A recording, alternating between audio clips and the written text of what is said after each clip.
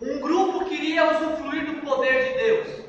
Acabaram sendo envergonhados, mas Deus usou essa situação para transformar a história da cidade de Éfeso. Porque a partir desse episódio, versículo 18, muitos dos que creram vinham e confessavam e declaravam abertamente as suas más obras. Grande número dos que tinham praticado o ocultismo reuniram seus livros e o queimaram publicamente. Olha o avivamento que essa cidade de Éfeso passa. Éfeso era conhecida como a cidade da feitiçaria, a cidade do ocultismo. Mas um dia acontece algo nessa cidade que mudaria sua história para sempre. Um dia começa a espalhar uma notícia. Tem alguém que tem um nome que está acima de todo nome. Começa a espalhar um burburinho na cidade. Vocês ouviram falar que existe alguém que tem um nome capaz de curar, de salvar, de libertar e transformar vidas? E eles se perguntam, mas quem é esse? Este é Jesus Cristo, o Filho de Deus, o nome que está acima de todo nome, o nome que é capaz de curar, de salvar e de transformar. Nome que é sobre todo nome, nome pelo qual o apóstolo Paulo pregava. Nome que transformava vidas, nome que curava os enfermos, nome que fez com que a cidade de Éfeso provasse de um grande avivamento. Diante da alienação espiritual, Deus traz um avivamento para essa cidade, levando muitos a se arrependerem de seus pecados, a renunciarem suas práticas ocultas, renunciar a todo tipo de feitiçaria. E depois deste evento aqui, deste evento de Atos 19 e 20, nasce uma das igrejas mais fortes do Novo Testamento, que é a igreja para a qual Paulo escreveu a carta aos Efésios. Aí eu te pergunto, aonde está Paulo na história? Hoje em dia a gente acha que os homens são extraordinários. Cadê Paulo nessa história? Acha para mim, por favor, o apóstolo Paulo nos versículos 17 a 20. Quando está acontecendo isso na cidade, no versículo 13 ao 20, cadê Paulo? Onde está Paulo nessa hora? Sabe onde Paulo está nessa hora? Ele está ainda lá no versículo 9 a 12. E quando tudo isso está acontecendo na cidade, Paulo ainda está ensinando lá na escola de Tirano, para quem quer ouvir.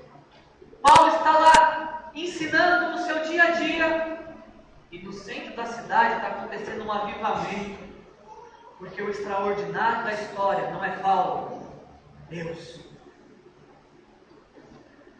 O tema da nossa noite é uma cidade transformada.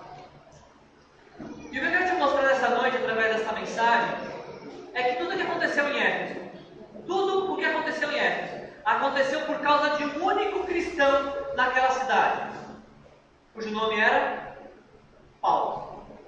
Tudo o que aconteceu em Éfeso aconteceu porque Deus tinha lá um cristão comprometido com ele. E aí a pergunta que nós precisamos responder nessa noite para concluir essa mensagem: se Deus fez em Éfeso tudo o que fez, tudo o que aconteceu, toda essa mudança que aconteceu, Deus fez através de um cristão, quantos cristãos Deus precisa em Itatiba para fazer acontecer em Itatiba o que aconteceu em Éfeso?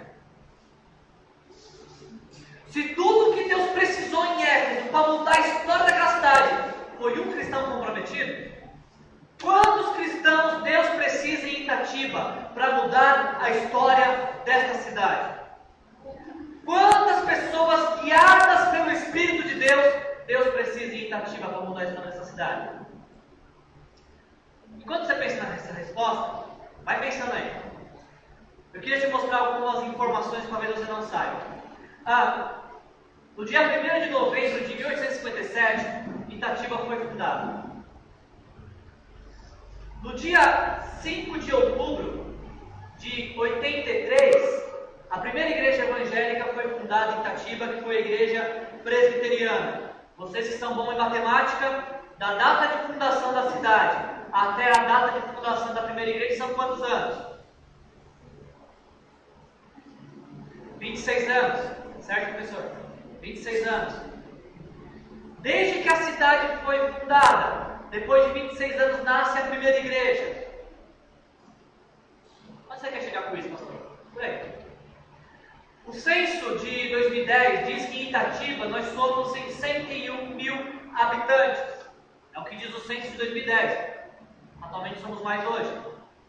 E também o censo de 2010 diz que somos 21.503 evangélicos. Se ninguém morreu de 2010 para cá que era evangélico, somos 21.503. Ou seja, pouco mais de 20% da população de Itatiba é evangélica. Só para você ter uma noção do patamar que nós estamos de proporções mundiais, se você sair na rua de Itatiba, faça esse teste amanhã, parece um louco na fila do banco, você é evangélico? Você é evangélico? Você é evangélico? Sabe para quantas pessoas você vai ter que perguntar para achar um evangélico em Itatiba? Assim, a cada 5 habitantes de Itatiba, 1 é evangélico. Agora, só para você ter uma noção em que lugar nós ocupamos no mundo. Se você fizer mesmo pesquisa na Espanha, se você quiser, a gente pode fazer uma vaquinha, pagar uma passagem de avião para você, para ir para Barcelona. Você chega em Barcelona e pergunta: você é evangélico? Você é evangélico? Você é evangélico? Sabe para quantas pessoas você tem que fazer essa pergunta para achar um evangélico em Barcelona? 500 pessoas. E aí vamos supor que você seja mais ousado e queira ir para Marrocos. Se você for para Marrocos e perguntar: você é evangélico? Você é evangélico? Você é evangélico? Sabe para quantas pessoas você tem que perguntar para achar um evangélico em Marrocos? 30 mil. Ou seja, eu acho que em Itatiba a gente está bem distribuído, né? Voltando para o censo lá, diz o censo, pode ser mais, pode ser menos, que hoje nós somos aproximadamente 70 igrejas evangélicas em Itatiba, o que dá uma média de 300 cristãos por igreja, um pouco mais, um pouco menos, ou uma igreja que atenderia 1.400 habitantes, uma igreja para cada 1.400 habitantes. Alguém pode olhar para esse número aqui e falar: 21 mil evangélicos em Itatiba? Ah, não tem mesmo isso. Jamais, 21 mil não tem. Eu diria para você que eu acho que tem até mais, viu? Se a gente considerar os evangélicos não praticantes que responderam essa pesquisa, pode ter até mais. A questão é, desses 21 mil, quantos são discípulos de Jesus? Desses 21 mil que o censo nos aponta de evangélico em Itatiba, quantos estão comprometidos com a missão de fazer discípulos dessa cidade?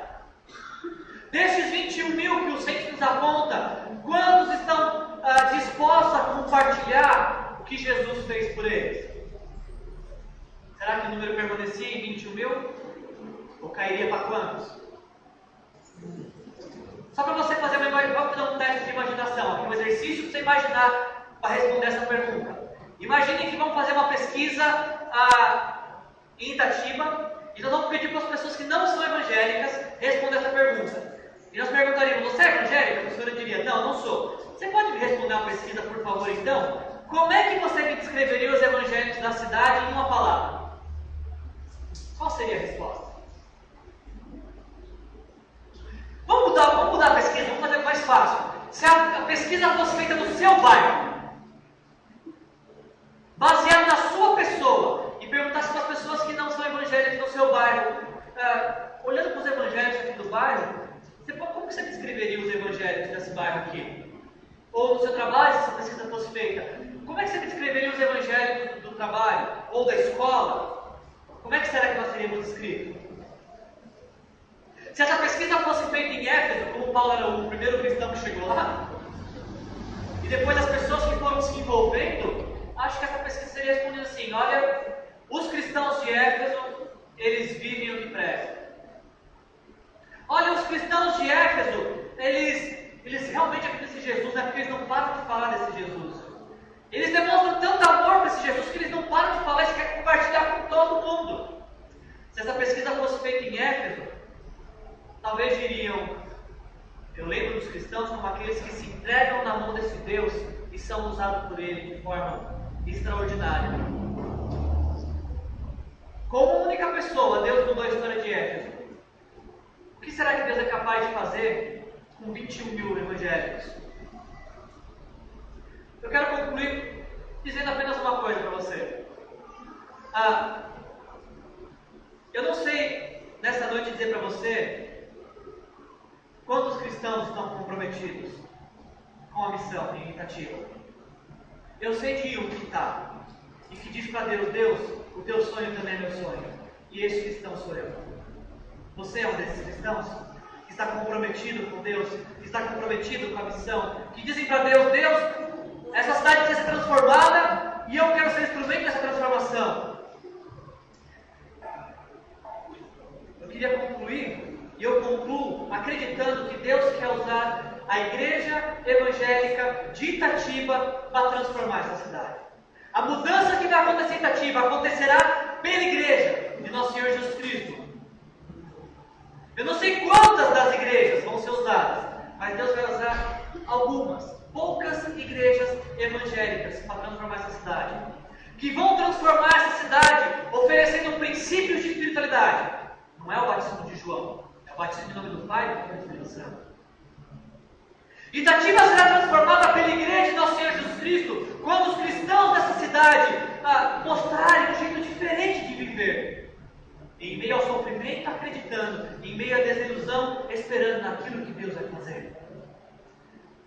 Itatiba será transformada pela igreja de Nosso Senhor Jesus Cristo quando esta igreja e os seus membros fizerem oposição ao mal. Saírem espalhando, anunciando a salvação e a transformação de Jesus. Parece um desafio grande demais? Parece utopia? Pareceria, se não fosse 3 exemplos. O primeiro é o pequeno exemplo de Paulo. Paulo chega em Éfeso, ajunta com 12, vai para a sinagoga. Aqui ninguém quer, vai para a escola de Tirano. E depois Deus faz um avivamento. Começou por Paulo.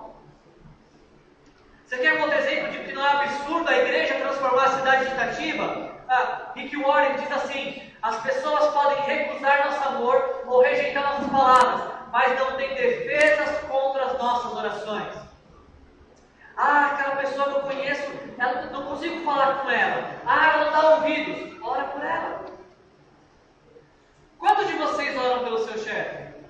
Quantos de vocês oram pelos seus amigos? Quantos de vocês oram pelo seu prefeito? As pessoas podem não dar ouvidos à sua palavra, podem rejeitar suas palavras, podem recusar o seu amor, mas estão indefesas contra a sua oração. E eu encerro com um exemplo mais simples que eu encontrei para mostrar como que a cidade de Itatiba pode ser transformada pela igreja. Certa vez, um carpinteiro, recém-convertido, se aproximou de Martinho Lutero e perguntou para Lutero: o que eu poderia fazer para servir melhor a Deus e ser um cristão melhor? E Martinho Lutero perguntou para ele: o que é que você faz? E ele respondeu: eu sou carpinteiro. Então Martinho Lutero respondeu para esse homem: pois bem, faça bons sapatos, venda-os por um preço justo e você irá servir a Deus e ser um cristão melhor. Eu encerro essa mensagem sobre uma cidade transformada com a pergunta de Lutero: o que você faz? Eu sou professor. Trabalho na administração de uma empresa. Eu sou do lar. Eu cuido de crianças. Eu tomo conta de casa. O que você faz? Faça como quem faz para Deus. Faça com inspiração divina. Naquilo que você faz, faça o que for certo, o que for justo. E assim você será usado por Deus para transformar a cidade de Itatiba em nome de Jesus.